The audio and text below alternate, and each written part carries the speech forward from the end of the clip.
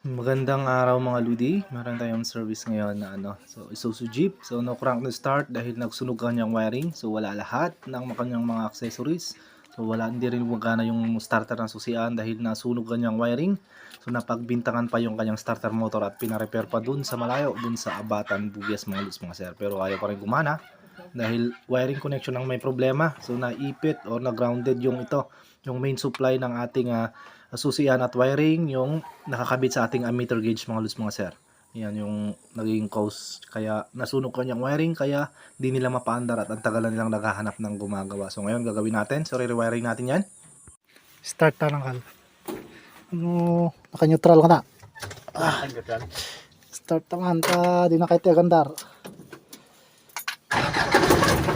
Yun no.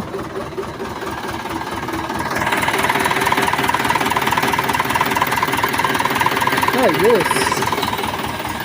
Ganda rin.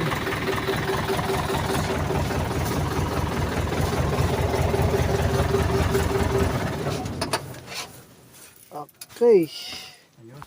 Ayos.